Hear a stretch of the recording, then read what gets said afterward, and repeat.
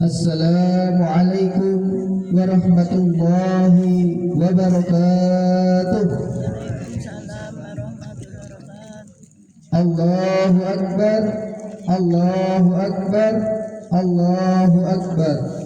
La ilaha illallah, Allahu Akbar, Allahu Akbar, walillahil hamd. Alhamdulillahi rabbil alamin. Alhamdulillahilladzi bi ni'matihi tatimmus shalihat.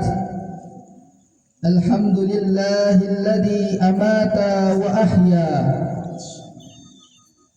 wa mana'a wa a'ta wa arsyada wa hada wa ahhaka wa abqa. Qulil hamdulillahilladzi lam yattahid walada wa lam yakun lahu syarikun fil mulki wa lam yakun lahu waliyyun minadh dhulli wa kabbirhu takbira.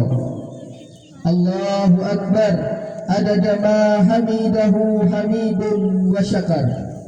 Allahu Akbar adada ma taba taibun wastaghfar. Ashhadu an la ilaha illallah wahdahu la syarika lah wa ashhadu anna Muhammadan abduhu wa rasuluhu la nabiyya wa la rasula ba'dah.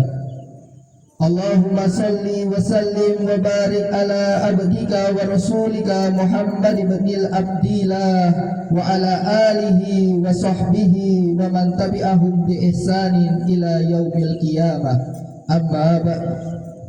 Jamaah salat Idul Adha yang dimuliakan Allah, di pagi yang penuh berkah ini, di balik hati yang cerah ceria, kita kembali mengumandangkan takbir berulang-ulang sebagai pernyataan dengan tulus ikhlas akan kebesaran dan keagungan Allah Subhanahu wa taala, sekaligus sebagai pengakuan bahwa kita adalah hamba yang teramat kecil, sangat lemah dan penuh keterbatasan. Kita memuja dan memuji Allah sebagai bentuk rasa syukur atas limpahan nikmat dan rahmat yang tak terhingga. Alhamdulillah, kita kembali merasakan kegembiraan dan kebahagiaan dalam suasana Idul Adha di hari ini. Bukan untuk berpesta pora, bukan untuk hura-hura, akan tetapi untuk melakukan introspeksi diri dan mengambil pelajaran dari perintah berkurban dan juga perintah beribadah haji, serta guna mengenang kembali peristiwa bersejarah yang dilakukan oleh Nabiullah Ibrahim alaihissalam beserta istrinya Hajar dan juga anaknya Ismail alaihissalam. Allahu Akbar, Allahu Akbar, Allahu Akbar, walillahil hamd. Kehidupan Nabi Ibrahim benar-benar syarat dengan keteladanan yang patut untuk kita tauladani, untuk mendapatkan kehidupan yang bersih dan penuh dengan makna.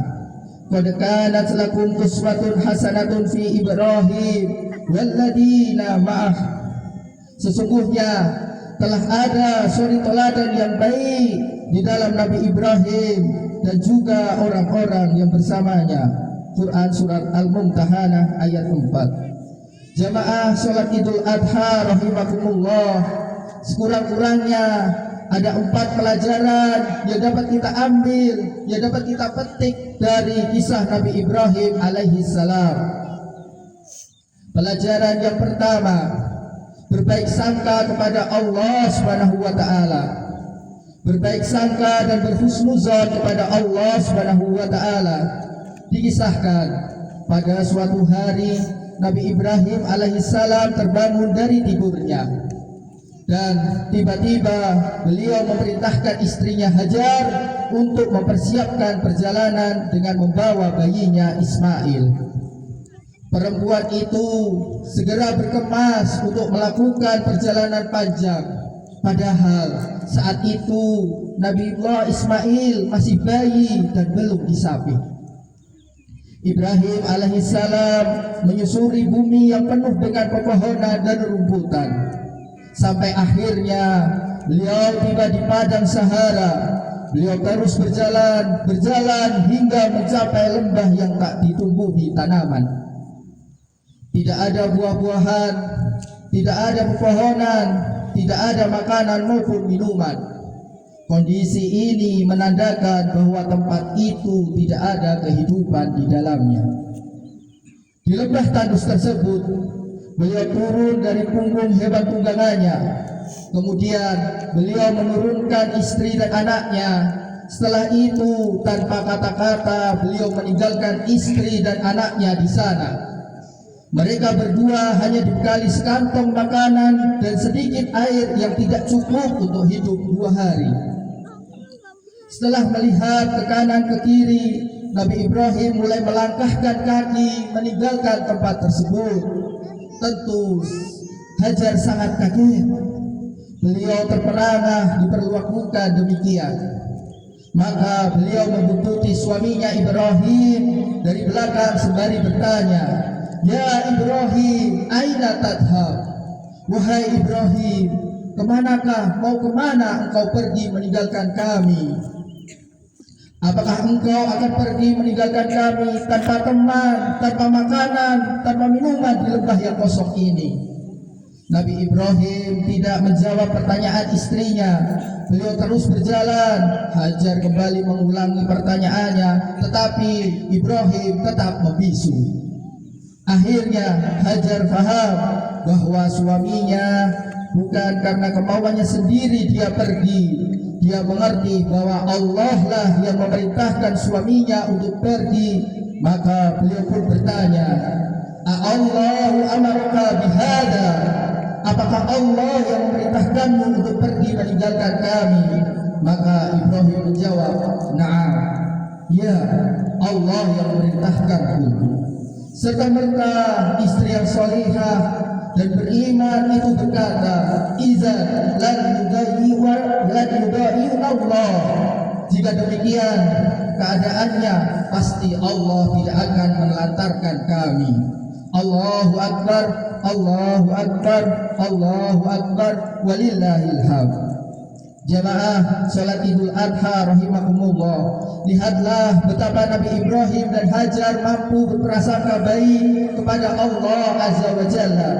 Mereka sangat yakin bahwa selagi Allah bersama mereka, pasti mereka tidak akan terlantar. Tidak ada yang bisa mencelakakan atau melukai mereka. Apabila kita lihat banyak manusia yang stres, yang frustasi di kehidupan ini, ternyata bukan karena sedikitnya nikmat yang Allah berikan, akan tetapi karena tipisnya prasangka atau husnuzon hamba kepada Rabb-Nya. Sungguh nikmat yang Allah berikan jauh lebih besar daripada siksanya. Maka kita harus belajar dari Hajar, seorang wanita yang baru saja memiliki bayi kecil, kemudian ditinggalkan dia di padang pasir yang gersang. Akan tetapi dia yakin bahwa jika ini adalah perintah Allah, maka Allah tidak akan menelantarkannya. Allah pasti akan membantu hambanya. Janji ini bukan hanya untuk Hajar saja, bukan hanya berlaku pada zaman-zaman dahulu, namun kisah ini akan terus berulang dari zaman ke zaman, bahwa Allah tidak akan menyia-nyiakan, bahwa Allah tidak akan menelantarkan hambanya yang senantiasa berbuat baik atau berprasangka baik kepadanya. Yakinlah bahwa orang-orang yang tekun beribadah kepada Allah, berakidah benar, menegakkan sholat, berpuasa, menunaikan zakat, dan menjalankan perintah agama, pasti tidak akan pernah ditelantarkan oleh Allah Azza wa Jalla. Allahu Akbar, Allahu Akbar, Allahu Akbar, walillahil hamd. Pelajaran yang kedua adalah bersemangat dalam mencari rizki yang halal. Setelah Nabi Ibrahim alaihissalam meninggalkan istri dan anaknya untuk kembali meneruskan perjuangan dakwah di jalan Allah, Hajar menyusui Ismail sementara dia sendiri mulai kelaparan. Panas terik matahari saat itu sangat menyengat sehingga terasa begitu mengeringkan kerongkongan. Setelah 2 hari air dan makanan yang dibawanya habis, air susu Hajar mulai kering. Hajar dan Ismail pun kehausan. Pada waktu yang bersamaan makanan mereka pun ikut habis. Kegelisahan dan kekhawatiran menghantui Hajar. Ismail pun mulai menangis karena kelaparan. Sang ibu pun meninggalkan sendirian untuk mencari air. Dengan berlari-lari kecil, dia sampai di kaki bukit Sofa. Kemudian mendaki bukit tersebut, diletakkan kedua telapak tangan di keningnya untuk melindungi pandangan mata dari terik sinar matahari. Dia menengok ke sana, dia menengok ke sana kemari, mencari sumur, mencari makanan, mencari manusia, mencari kafilah atau mencari berita. Akan tetapi tidak ada satupun yang tertangkap oleh pandangan matanya. Maka ia pun bergegas turun dari bukit Sofa dan berlari sampai ke bukit Marwah. Dia naik di atas bukit tersebut. Barangkali di sana dia melihat seseorang, akan tetapi tidak membuahkan hasil. Hajar turun dari bukit Marwah untuk menengok bayinya. Dia melihat Ismail terus menangis. Tampaknya sang bayi benar-benar kehausan. Melihat anaknya yang seperti itu, dia bingung. Hajar kembali naik ke bukit Sofa, kemudian turun dan naik lagi ke bukit Marwah. Hajar bolak-balik di antara 2 bukit Sofa dan Marwah sebanyak 7 kali. Allahu Akbar, Allahu Akbar, Allahu Akbar, walillahil hamd. Hadirin dan hadirat yang kami hormati, ada sebuah pelajaran penting. Ada sebuah pelajaran penting yang jarang dikupas dari kejadian ini, yaitu kesungguhan Hajar dalam mencari air. Ia kerahkan seluruh tenaga hanya untuk bolak-balik bukit Sofa dan bukit Marwah. Dia terus berusaha walaupun akhirnya ternyata air itu berada di dekat anaknya sendiri. Ini memberikan pelajaran kepada kita untuk bersungguh-sungguh dalam menjemput rizki Allah dengan mengerahkan segenap kemampuan yang kita miliki. Karena sejatinya kita diperintahkan bukan hanya untuk melihat hasil, akan tetapi untuk memaksimalkan usaha dan tenaga. Rasulullah Shallallahu Alaihi Wasallam sangat menghargai orang-orang yang bekerja keras. Beliau bersabda yang artinya, sungguh seandainya salah seorang di antara kalian memikul seikat kayu bakar di atas punggungnya, orang yang seperti itu lebih mulia daripada ia meminta-minta kepada orang lain, entah dia diberi atau tidak.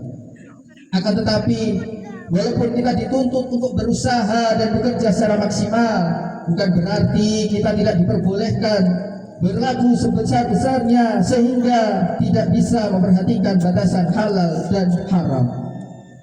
Maka berhati-hatilah terhadap barang haram yang masuk ke dalam tubuh kita.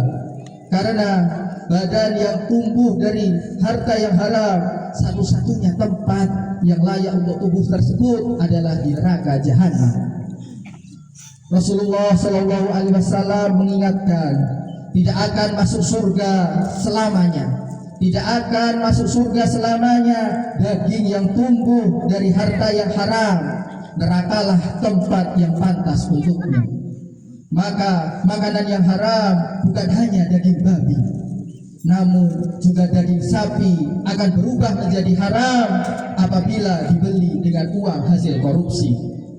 Minuman yang haram bukan hanya whisky, namun wedang kopi pun bisa berubah menjadi haram apabila dibeli dengan uang hasil kolusi.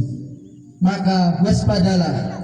Allahu Akbar, Allahu Akbar, Allahu Akbar, walillahil hamd. Pelajaran yang selanjutnya yang dapat kita petik dari kisah Nabi Ibrahim alaihissalam, yaitu berkorban untuk Allah Azza wa Jalla. Ketika Ismail tumbuh besar, Nah, hati Ibrahim semakin tertambat kuat kepada putranya. Tidak mengherankan karena Ismail hadir dikala usia Nabi Ibrahim sudah menginjak atau mulai melewati waktu senja. Itulah sebabnya beliau sangat mencintai Nabi Ismail alaihi salam. Akan tetapi ternyata Allah berkehendak lain. Allah berkehendak untuk menguji nabinya dengan ujian yang sangat berat. Falamma balagha ma'ahu sa'ya qala ya bunayya ara fi manami anni adbahuka fanzur madza tara. Ketika anaknya mulai dewasa, Nabi Ibrahim berkata, "Ya bunayya, wahai anakku, sesungguhnya aku bermimpi bahwa aku menyembelihmu. Maka pikirkanlah bagaimana pendapatmu." Kemudian Nabi Ismail pun menjawab, "Qala ya abati fa'al ma tu'mar." Wahai ayahku, lakukan apa yang diperintahkan oleh Allah kepadamu. Satajiduni insyaallahu minas sabirin. Insyaallah engkau akan mendapatiku termasuk orang-orang yang sabar. Jemaah, bayangkanlah bentuk ujian yang Allah berikan kepada Nabi Ibrahim. Bagaimana kira-kira perasaan beliau saat itu? Pergulatan seperti apa yang berkecamuk di dalam hati dan dada beliau saat beliau hendak membaringkan putranya di atas tanah untuk disembelih. Nabi Ibrahim mengambil jalan yang terbaik. Beliau berkata dengan jujur dan lemah lembut kepada putranya daripada langsung menyembelihnya secara paksa. Lihatlah bagaimana pengorbanan Nabi Ismail beserta ayahnya Ibrahim. Mereka berlomba-lomba untuk mendapatkan kecintaan Allah dan kasih sayang Allah, walaupun harus mengorbankan sesuatu yang tercinta. Allahu Akbar, Allahu Akbar, Allahu Akbar, walillahil hamd. Sadarkah kita bahwa saat ini kita sedang diajari oleh seorang anak dan ayahnya tentang makna pengorbanan kepada Allah? Kata kurban dalam bahasa Arab berarti mendekatkan diri. Dalam fikih Islam dikenal dengan istilah udhiyah, dan sebagian ulama mengistilahkan dengan an-nahr, sebagaimana dalam firman Allah Subhanahu wa taala, "Fasholli li rabbika wanhar." Maka dirikanlah salat karena Rabbmu dan berkurbanlah. Akan tetapi kurban bukan hanya sekedar menyembelih binatang kurban kemudian menyedekahkan dagingnya kepada fakir miskin, namun secara umum kurban meliputi aspek yang lebih luas. Dalam sejarah umat Islam menggapai berbagai macam cobaan, maka makna pengorbanan sangat luas dan dalam. Para nabi yang berkurban, mereka berkorban menegakkan Islam di muka bumi ini. Rasulullah Shallallahu Alaihi Wasallam pernah dilempari batu oleh penduduk Taif dalam rangka membela agama Islam. Begitulah potret pengorbanan untuk membela agama. Lantas, apa yang sudah kita lakukan untuk membela akidah dan sunnah Rasul Shallallahu Alaihi Wasallam? Jamaah rahimani wa rahimakumullah. Kemudian pelajaran yang keempat sekaligus pelajaran yang terakhir yang dapat kita ambil, yaitu pentingnya mendidik keluarga. Nabi Ismail menjadi sosok yang begitu tangguh. Hajar bisa menjadi sosok istri yang begitu luar biasa. Itu semua dengan taufik dari Allah dan perjuangan panjang Nabi Ibrahim untuk mendidik anak dan istrinya. Sekarang mari kita tanya pada diri kita masing-masing, sudahkah kita memberi keteladanan yang baik untuk putra-putri kita? Sudahkah kita mendoakan mereka dalam sujud kita agar mereka menjadi anak yang soleh dan menjadi anak yang soleha? Sudahkah kita menyelamatkan mereka dari pengaruh lingkungan yang rusak? Memang untuk menyelamatkan atau untuk mendapatkan keturunan yang ideal memerlukan perhatian dan pengorbanan yang sangat besar. Bahkan harus diiringi dengan kesabaran dan keikhlasan yang sangat tinggi. Maka sangat aneh apabila kita merindukan lahirnya generasi pejuang sementara perhatian dan pengorbanan yang kita berikan sangatlah kurang, atau mungkin perhatian dan pengorbanan sudah cukup tetapi belum proporsional. Perhatian dan pengorbanan yang diberikan lebih banyak kepada hal-hal yang bersifat materi, bukan spirit ataupun rohani. Anak-anak kita perlu mendapatkan perhatian yang serius dari orang tua, dari para guru, dari pemerintah, agar generasi tersebut menjadi generasi yang baik, bukan generasi yang rusak mental dan spiritualnya, yang memprihatinkan seperti saat ini. Jangan bangga dengan pendidikan yang hanya mengacu kecerdasan otak, akan tetapi semakin hari akhlaknya semakin rusak dan perilakunya semakin jauh dari agama.